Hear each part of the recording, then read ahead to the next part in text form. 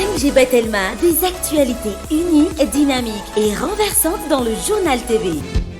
Choisissez des matériaux sûrs pour vos constructions et votre foyer pour ne plus stresser. Vatimax, Manulcianoni vaovao.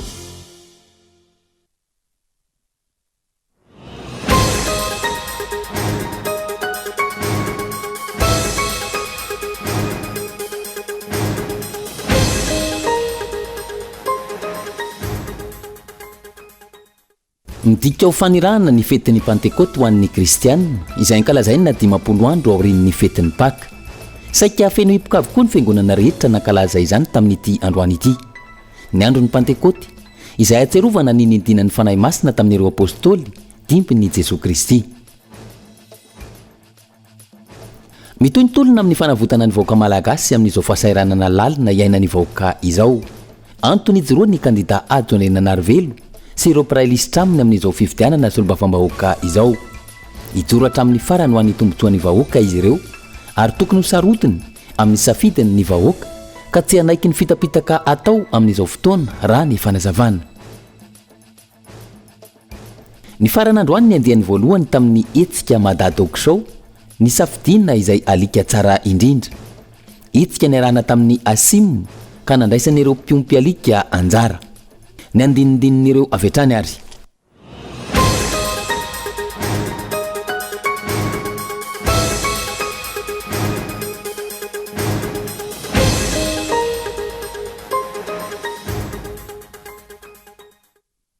Aliny 7 Mey taona 2024 manatsitra ny araba topoko lasy topoko vavy tonga soa tao anatin'ny fampalalam-baovao ny fahitalavitra kolo miarabantsika rehetra ihany koa natratra ity alahady ny Pentecosta ity manasa antsika hatramin'ny farany ary anaraka ny fampalalam-baovao midika ho fanirana ny fetin'ny Pentecote ho an'ny kristianina izay ankalazaina 50 andro aorian'ny fetin'ny Paska saika feno hipoka avokoa androany ny fiangonana rehetra mankalaza izany ny andron'ny Pentecote izay atserovana ny dinany fanahy masina tamin'ireo apôstôly dimbin'i Jesosy. Henri Florian no mitondra ny fanadihadiana mikasika izay.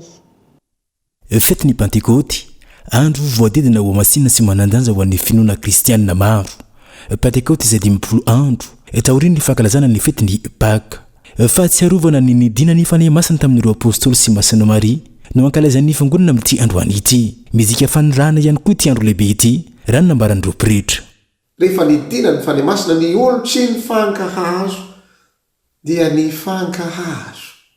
Ny olo tsy ny fandray dia ny fandray.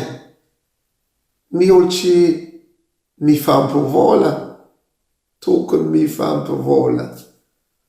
Pentecote fotoana iavanana amin'olo, ikoragnana amin'olo fa ny fanahy masina mampiombona.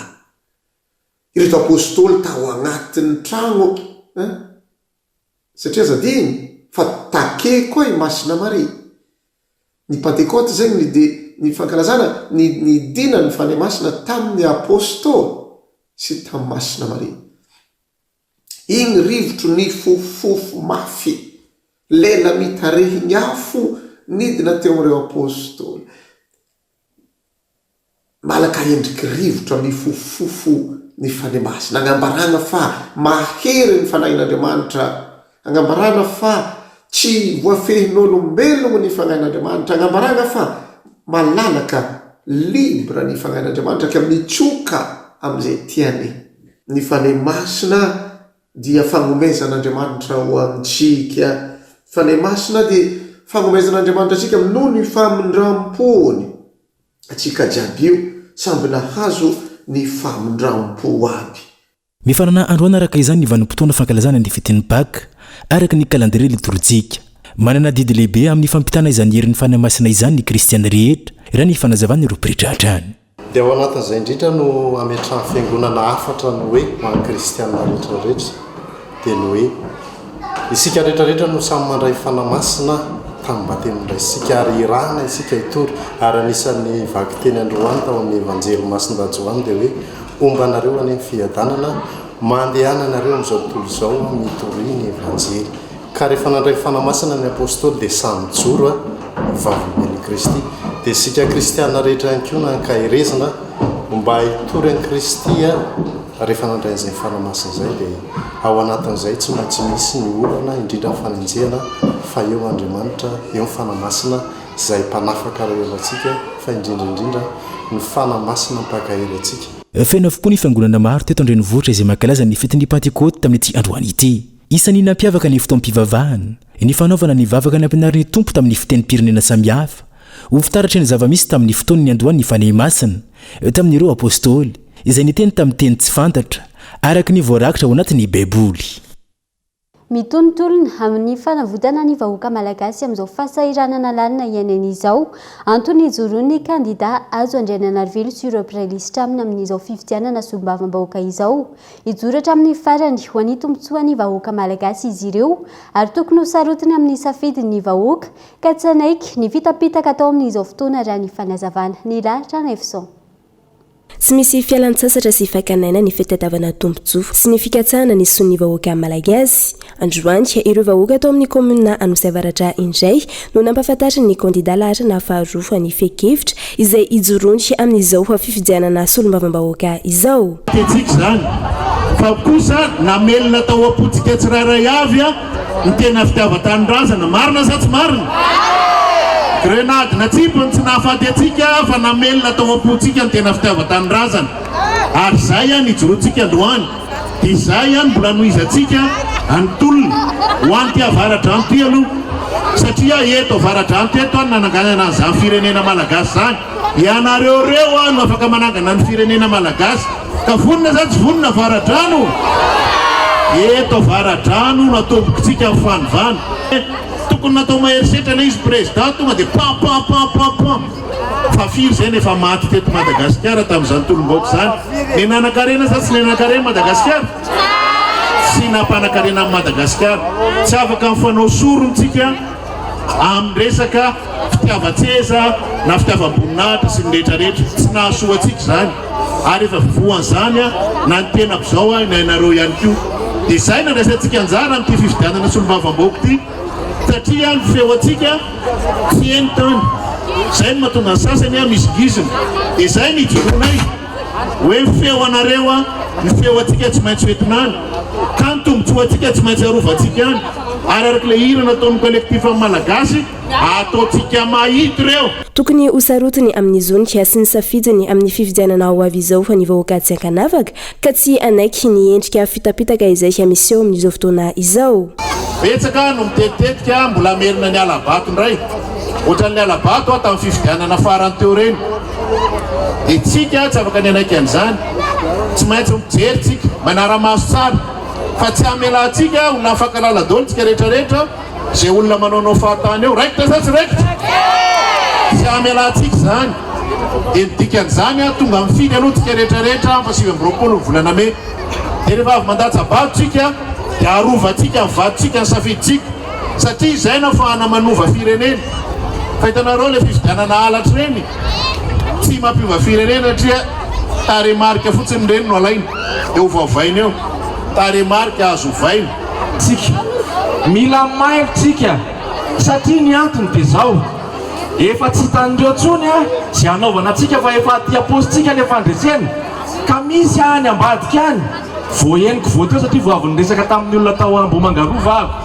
misy makakara-panondro ny any misy an'izany ve eto sa tsisy atao Anosiavaratra kara mitady isisy akakara-panondro nareo zany aza amena fa ny sasany misy makakara-panondro dia fihiny any fa azaraina an'le carnet biométrique hony asa atao inona koveta tsy fantatra ao anatin'izy fa aleoko tsy miteny fa raha misy manao an'izany karaha sendra hoe misy efa lasany alaivo fa raha tsy averiny dia tsika rehetra zao miaray roatra aka ny kara-panondronareo satria amin'ny fahasivy amin'ny 20 volana me raha vao tsy manana kara-panondro tsika dia tsy afaka maneho safiditsika dikan'izay tsy ho marina mihitsy zany ny safidin'le vahoaka navaradrano. Nandritra ny fandalovany hiatany amin'ny komuna Anosiavaratra ihany koa fa no nanaovana tohana ny tanora sy ny tanjata ny antoerana ka nisy ny fanolorana maio fa anaovany ny tanora fanatanjahantena sy zezika ho an'ny tadza izay tohana amin'ny fivelomana izy ireo.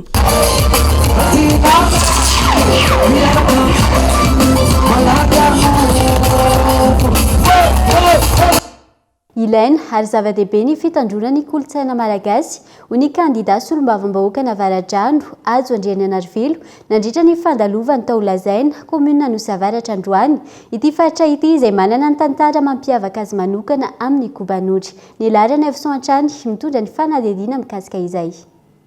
Vohitra iray eny Avaradrano ny eny lazaina aka manana ny tantara manokana sy iavahany amin'ny vohitra rehetra.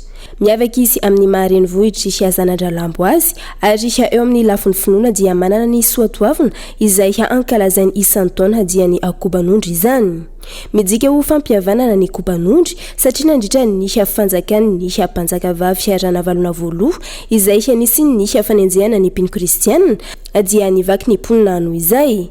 Rehefa foana izany ka nalalaka ny fanarana ny fivavahana kristianina dia nanapa-kevitra ny tao lazaina fa any kobanondry no fanamafisana indray ny fihavanana. Fa ny kobanondry zany dia firaisankina zany tena firaisankina zanaka lazaina teraka lazaina eran-tany satria miparitaka izy ireo dia izay nahatonga azy ireo nasiana kobanondry fiona be ka nahita kobanondry io misy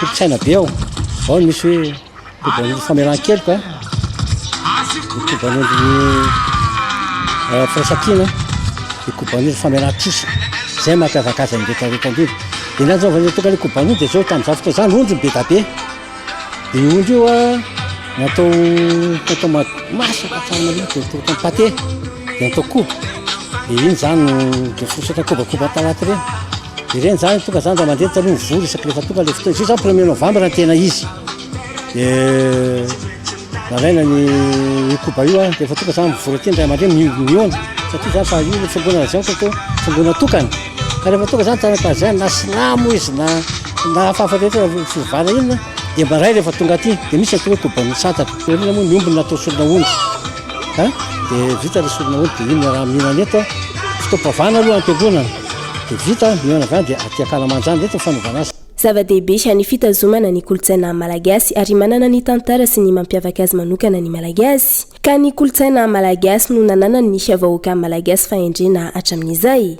Androany nandritra ny fandalovan'ny kandida solombavambahoaka Ajo Andriananarivelo tao amin'ny komuna Nosavaratra atao lazaina no nampatsiahivy ny fahazava-dehibe ny fitandrona ny kolotsaina malagasy. Zao kobanondry zao mariky ny fihavanana tia lazaina dia ny fiarahantsika sy ny fahasahitika manova zavatra zay ny mahatonga ny fanovana manomboka zao zany nareo tanora rehetrarehetra reo dia azadinonareo fa misy tantara zany kobanondry zany eto lazaina ka voninareo nanoy sa tsy vonina sa tsy vonina rehefa voninareo dia mifammetana antsika ho an'ny tantarany lazaina ho an'ny tanànany lazaina ho an'ny taranaky lazaina ray manontolo zay le fanomanana ny ampitso ihany koa hitanareo amin'ny akanjo iny rehefa sa dia miaraka mamorona manainga ary indrindraindrindra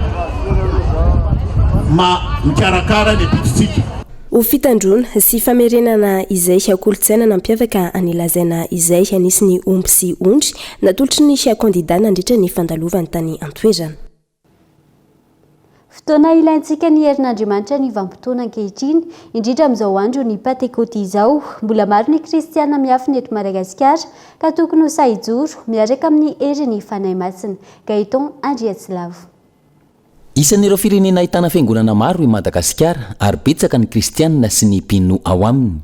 Mbola tsy hita taratra ny aneviny fiarahamonina nefa izany hoy ny mpitondra fivavahana satria maro ny mbola tsy miaina ny herin'ny fanahy masina, maro ny mbola tsy samijoro amin'ny maha-kristianina azy iny anivon'ny fiarahamonina. Lasa kristianina miafina. Matoa misy kristianina mahery dia misy kristianina zany tsy mahery. Ny kristianina rehefa mbola tsy nandray hery dia ohatr'izao ny zavatra mitsangamana. Kristianina miafina izy. Kristianina hitanao, kristianina tsy mahavita amin'ny olona eo mason'ny fiarahamonina izy. Tsy hita le mahampino azy. Ny kristianina rehefa tsy mbola mandray hery hitanao rehefa ny ampiasana na koa lasa mivavaka tsy mivavaka zany rangazy efa mba manaraka amin'ny madama. Rehefa ny ampianarana lasa kristianina matikena maso amin'ny fiainany manodidina anampanaoviny olona manodidina zavatra tsy mety dia manao ihany satria manino tsy mahatafajoro tsy tafajoro tsara le fiainam-panahy. fotoana ilaintsika ny herin'andriamanitra ny vanim-potoana ankehitriny ka tsy tokony hitsangamenatra ny kristianina rehetra. Ny vaninandro ankehitriny zao vaninandro farany zao dia fotoana tena ilatsika ny herin'andriamanitra. Be dia be zavatra izay manasatra ny olona, mahareraka azy, mahakivy azy, mahatonga ny olona ho tapidalakale tena hoe kivy. Ary izay indrindra no nanomanana antsy fotoana teto amin'ny kianjana Antsahamanitra ity hoe raiso ny fany masina, satria tenin Jesosy mihitsy hoe ary dia ho tafiana ny hery ianareo, aza miala eto ianareo raha tsy tafiana ny hery, satria fantatry Jesosy Kristy tompo loatra, satria hoe ilaitsika izany hery izany. Izany natonga ny nanomana n'izao fotoana teto Antsahamanitra izao ahafahana ampahery ny olona indray. Vaninandro sarotra izao miatrika karazana ady ny olona, ary mila hery ny olona hiatrehana ny adiny, mila hery ny olona mba tsy ho kivy, mba tsy ho tapidalakale, mba tsy ho divotry ny harerahana. Izay indrindra natonga hoe mila hery ny olona tsirairay avy. Raiso ny fanahy masina, io ny lohahevitra ny savodiana teto Antsahamanitra tamin'ity andro ny Pentekoty ity. Niara-ny vavaka ho an'ny kristianina tsirairay avy sy ho an'ny firenena ary ny vahoaka malagasy sy iray manontolo. Dia ilafim-baovao iny ihany koa no manakatona ny tapany voalohany fampahalalam-baovao mialohan'ny hidirana amin'ny tapany faharoa. Asaiko ianao hiseto anatin'ny doka fohy.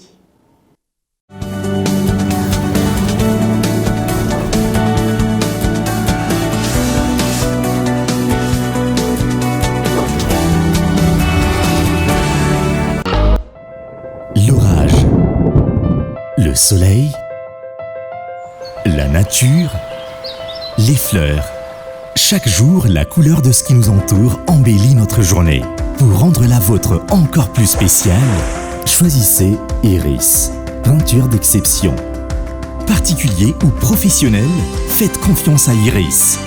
Pour tous vos travaux d'intérieur et extérieur, optez pour une gamme de produits de qualité. Iris, peinture d'exception.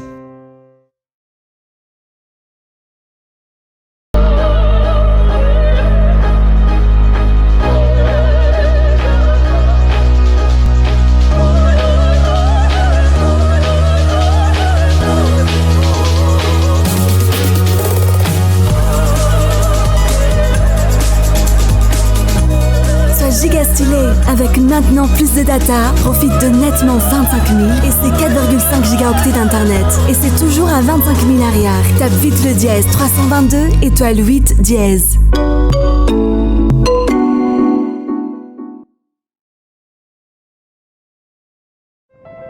L'orage, le soleil, la nature, les fleurs. Chaque jour, la couleur de ce qui nous entoure embellit notre journée. Pour rendre la vôtre encore plus spéciale, choisissez Iris, peinture d'exception.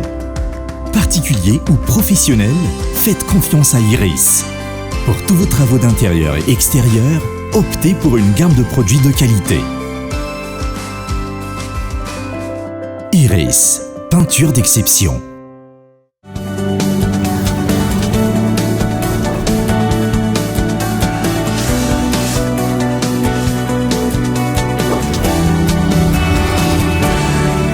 Mamerina ny araba tompoko lahy sy tompoko vavy tonga soa indray atao anatin'ny tapany faharoa sady farany fampahalalam-baovao.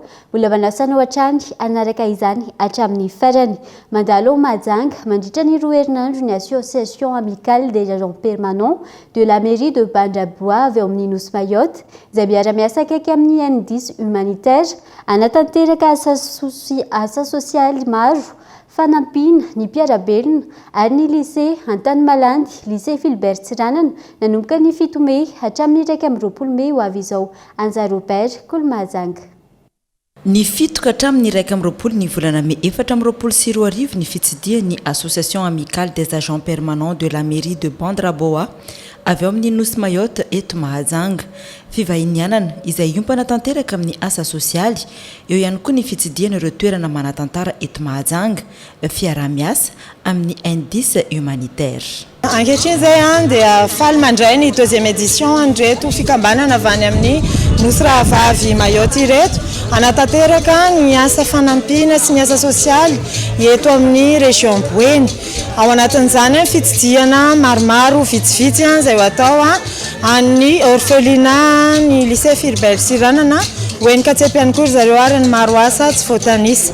ho an'ny indice humanitaire manokana dia tena mitondra zava-dehibe satria amin'ny maha indice humanitaire zany dia œuvre humanitaire fanampiana ny mpiarabelona amin'ny sehatra izay sarotra no hitondran'izy rehetrarehetra nitondrana ihany koa ny anjara brikinay amin'ny fanatotosanany zany œuvre caritative zany.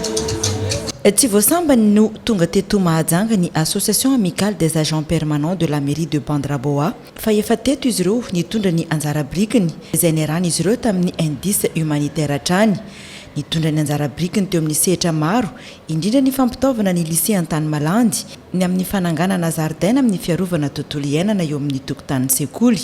Teo ihany koa ny fanomezana lamba fitafy, ny sakafo ho an'ireo marefo ara-pivelomana sy ireo zazakambody. Ary mbola ao anatin'ny fifaliana tanteraka no anatanteran'izy ireo izany asa sosialy izany eto Mahajanga ao anatiny ity dian'izy ireo eto Mahajanga ity. On est venu ici parce que l'année dernière on était venu ici.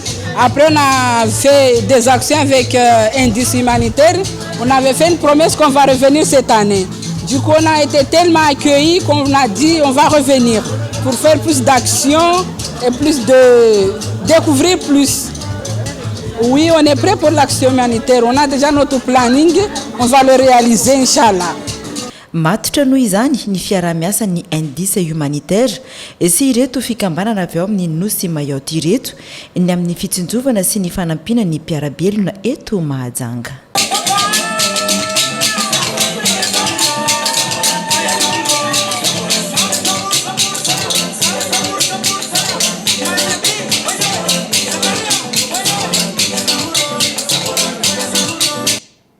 Tsantsantombo ireo lozam-pifamoivoizana azo avy amin'ny kodiaran-droa teto an-drenivohitra nanomboka ny fiandohany ity taona 2024 ity. Antony mazava-dehibe ny fanentanana sy ny fampianarana momba ny fiarovan-tena, ny fitondran-tena tokony hanana ny mpitondra kodiaran-droa indrindra manomboka ny an-tsekoly ho ny teo anivon'ny DGSR. Fanadidina. Nahatratra 720 isany lozam-pifamoivoizana nitranga teto an-drenivohitra nanomboka ny volana Janoary ka hatramin'ny volana Aprily lasa teo araka ny tatitra farany avy amin'ny DGSR na ny Direction Générale de la Sécurité Routière.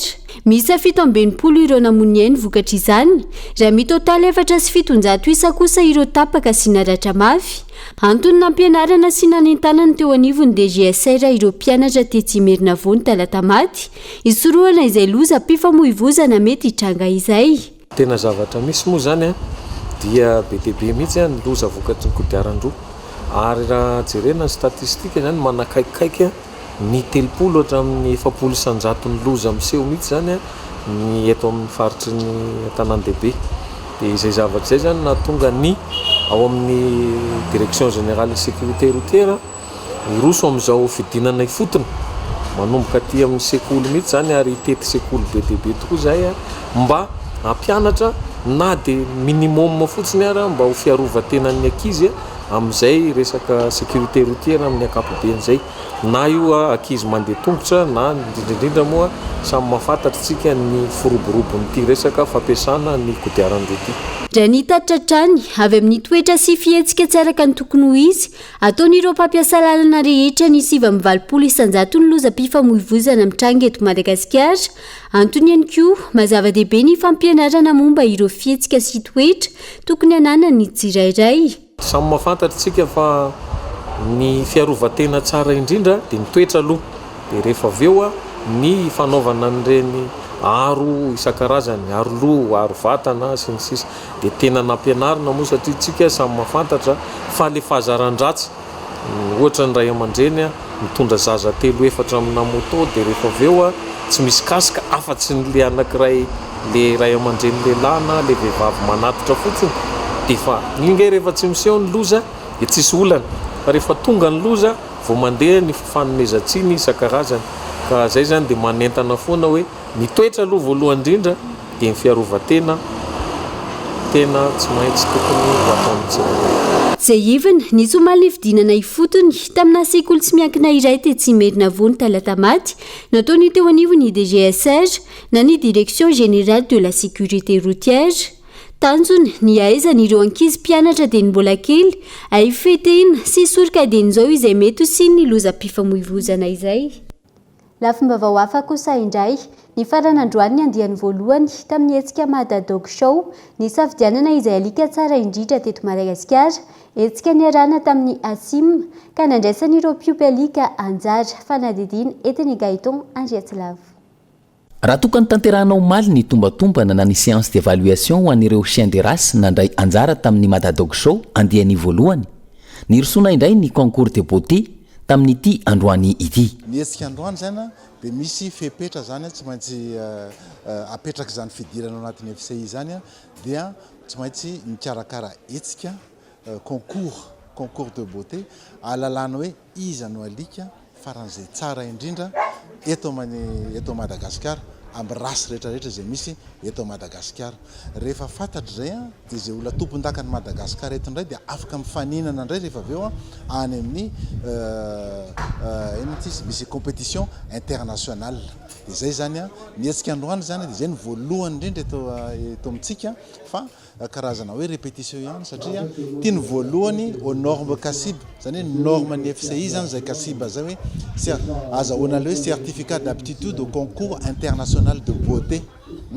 Dia zay zany répétition manomboka amin'ny herintaona zany dia efa afaka manomana an'izany compétition internationale zany amin'izay Madagasikara ary misy alika avy any firenena hafa afaka mifaninana amintsika eto. Avy any Europe, Asie, Amerika, Frantsa sy ireo firenena maro samihafa amin'ny ankapobeny ireo alika ireo. Na iza izay eto ambonin'ny tany efa hatr'izay no nisy ny fifandraisana teo amin'ny olombelona sy ny alika ary isan'izany ny eto Madagasikara. Na izany somary miavaka ny fikarakarana ireto chien de race ireto. Raha Madagasikara amintsika malagasy manokana dia efa hitantsika eny fa ny tanànantsika rehetrarehetra eny misy alika daholo na any ambanivohitra zany na aty andrenivohitra ka eo zany misy sakiny misy sasokajiny amin'izay le fomba fiainan'ny olona malagasy rehetra tia alika daholo na hainao ngamba na hainao mba tia hanana le alika daholo kanefa zany chien de race zany tsy mampitovy azy amin'le alika amin'ireny fotsiny dia ny chien de race mila fanana satria efa rasin'ny foronina mantsy izy io karazana alika ny foronina donc somaro manahirana zany mikarakara anazy mila resaka na resaka fahasalamana io na resaka ny sakafo hoany io na resaka fomba fitaizana azy hoe mila manao exercice ohatran'izany dia zay no mahatonga anazy hoe sarotsarotra kokoa. Rehefa mikarakara le zavatra manokana zay dia mila vola le izy. Dia ny olona tamin'ny voalohany malagasy mba tian'le izy nefa tsy afaka atahoana moa fa zao anefa amin'le fitiavana le alika loatra be dia be dia misy zany tena misakra mihitsy izy hoe tena tiako le izy ozy ny vazaha hoe quand on a une passion on ne compte plus. Tafiditra amin'izay zavatra zay zany ary ny zavatra hita zany tatoato indrindra hatramin'nisy ezaka nataony asi mampalala ny tontolo ny olona rehetrarehetra zany hoe tontolon'ny alika chien de race zany dia mihabetsaka no miditra amin'io resaka chien de race io. Tsy ahivina tamin'ny alalan'ny Asim izay eo ambany fehen'ny ministèran'ny fambolena sy ny fiompiana tafiditra anatin'ny fédération sinologique internationale de Madagasikara nanomboka ny volana novambra 2024 lasa teo. Midika izany fa izay alika rehetra misoratra eto Madagasikara dia efa manan-danja iran'izao tontolo izao anatin'ireo firenena rehetra misy 770 izay mpikambana ao anatin'ny FCI na io fédération sinologique internationale io. Eo amin'ny maresaka iraisam-pirenena kosa indray na erivaika omaly ny fifandonana atao amin'ireo tafika israeliana sy ny vondrona masy tao hovaratra sy atsimon'ny Jabalia antony tsy maintsy namindrana toerana ireo mponina amin'ny ilana andrefan'ity tanàna ao avaratra i bande de Gaza ity. Mandidina ny valohetsy raha nitatry ny manam-pahefana ao an-toerana ireo mponina voatery nitsoaka ny toeram-ponena ny tahora fa vokatry hoady eo amin'ny tafika israeliana sy ny vondrona masy io hatrany. Ankilany tsy misy rano fisotro ao an-toerana amin'izao fotoana mianaka ihany koa ny valana retina hepatite A. Dia iny maresaka iraisam-pirenena iny ihany koa tompoko lahy sy tompoko vavy no mamarana ny fampalalam-baovao tamin'ity alina ity. Ankasitrana fenanao nanaraka izany hatramin'ny farany mirary herinandro sambatra ho antsika rehetra ny tokantrano any. Veloma tompoko.